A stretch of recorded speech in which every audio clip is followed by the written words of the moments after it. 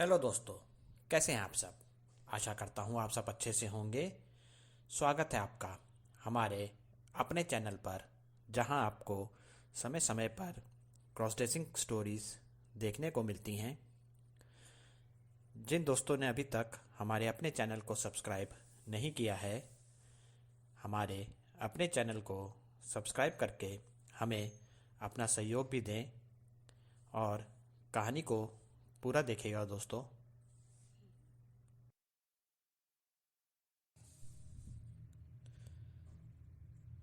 आज की हमारी कहानी का शीर्षक है सुरेश बना सुरेखा, और यह कहानी का दूसरा भाग है। कहानी के पिछले भाग की एक झलक। सुरेश को अपनी बहन के कपड़े पहनकर घर का काम करना बहुत पसंद था, इसलिए जब कभी उसे अपनी क्रॉस ड्रेसिंग करने का मौका मिलता तो वह उन्हीं कपड़ों में घर का काम किया करता था।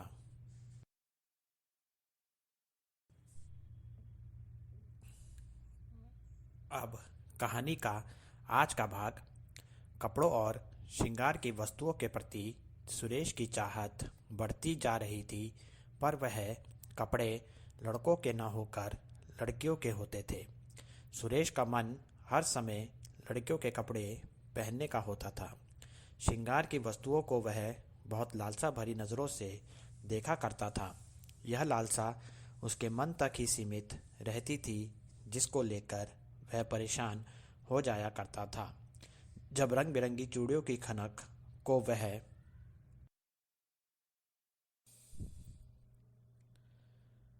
सुनता था तो उसका मन उन चूड़ियों से खेलने का और उन्हें पहनने का कर जाया करता था। जब अलग अलग डिज़ाइन के वह कानों की बालियां, झुमके और नाक की नथुनी देखता था तो उसका मन अपने नाक और कान छिदवाने का कर जाया करता था। सुरेश जब अपनी बहनों को चुनरी में देखता था तो उसका मन भी वैसी चुनरी से अपना शरीर ढकने का करता था। अपनी बहनों की तरह उसको कमर में चुनरी बांधकर काम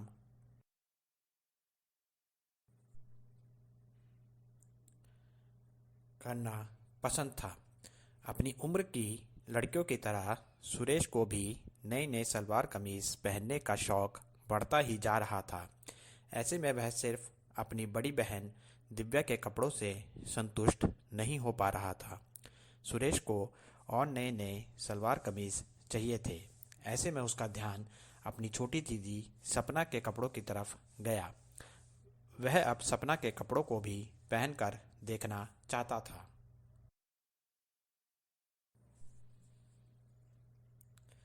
सुरेश जानता था कि सपना के कपड़े उसके शरीर पर सही नहीं आते, पर फिर भी वह अपने दिल को नहीं समझा पा रहा था। ऐसे में एक दिन सुरेश को घर पर अकेले रहने का मौका मिल गया। सुरेश तो रहता ही था ऐसे मौके की तलाश में। आज उसने सोचा कि वह दिव्या के कपड़े न पहनकर सपना के कपड़ों में अपनी क्रॉस ड्रेसिंग चाहत पूरी करेगा। इसलिए उसने आज दिव्या के कपड़ों पर हाथ न लगाकर सीधा ही सपना के कपड़े देखे।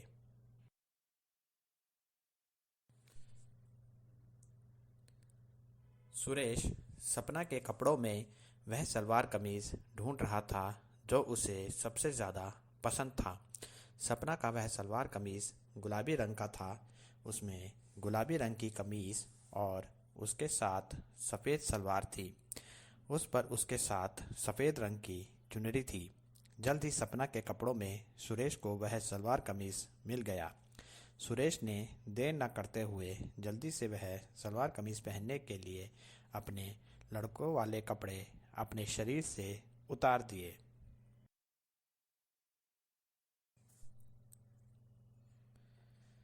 सलवार तो ढीली होने की वजह से सलवार को सुरेश ने आसानी से पहन लिया, पर परेशानी थी कमीज़ की। बहुत देर तक कमीज पहनने की कोशिश करने के बाद सुरेश ने जैसे तैसे करके कमीज पहन ली। सपना की यह कमीज सुरेश को बहुत तंग आ रही थी। सुरेश उस कमीज को पहनकर बहुत असहज महसूस कर रहा था, पर उसकी क्रॉस ड्रेसिंग चाहत पूरी हो रही थी। उसके लिए इतना ही काफ़ी था। सलवार कमीज तो सुरेश ने पहन लिया था।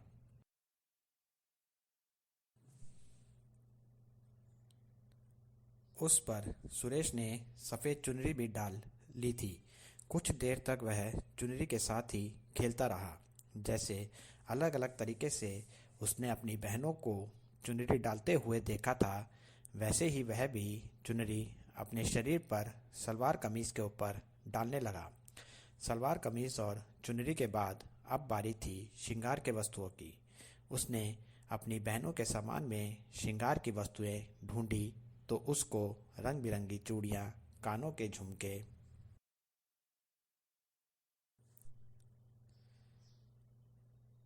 माथे की बिंदिया, हाथ और पैरों के नाखूनों के लिए नेल पॉलिश, पाँव के लिए पायलियाँ मिल गई। श्रृंगार की इतनी वस्तुओं को देखकर सुरेश का मन खुशी से खिल गया। खुशी के एहसास में सुरेश को यह समझ ही नहीं आ रहा था कि वह अपना श्रृंगार अपने शरीर के किस हिस्से से शुरू करे। उसने सबसे पहले रंग बिरंगी चूड़ियों को लिया और उनको हिला डुलाकर उनकी खनखन की आवाज़ को थोड़ी देर तक सुनता रहा।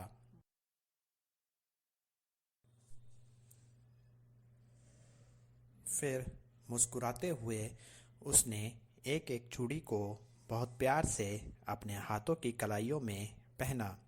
चूड़ियाँ पहनने के बाद सुरेश ने अपने पाँव में पायलियाँ पहनी। छन छन करती पायलियों का शोर सारे कमरे में गूंज रहा था। छन छन की आवाज़ सुन सुरेश का मन पायलियाँ पहन खुशी में नृत्य करने को कर रहा था। फिर उसने अपने माथे पर एक प्यारी सी छोटी सी गोल बिंदिया लगाई। कानों के झुमके और नाक की नथुनी को लेकर सुरेश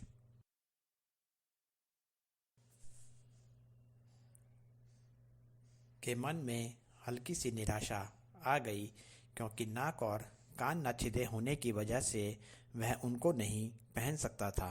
फिर भी उसने झुमके और नथुनी को अपने कानों और नाक पर लगा कर देखा और खुद के रूप को देखकर मुस्कुराने लगा। अपनी क्रॉस ड्रेसिंग की धुन में सुरेश खोया हुआ था। तभी उसके घर के दरवाजे पर किसी ने दस्तक दी। सुरेश एकदम से घबरा गया। सुरेश को ऐसा लगा जैसे वह नींद में कोई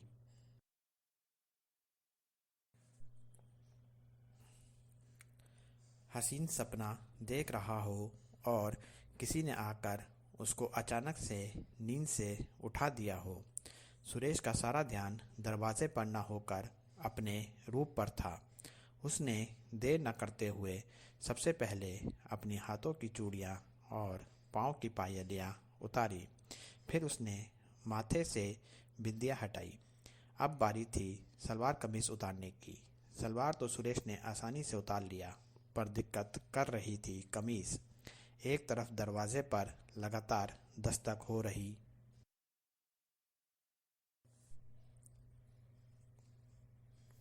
थी और दूसरी तरफ सुरेश कमीज उतारने की कोशिश में लगा हुआ था।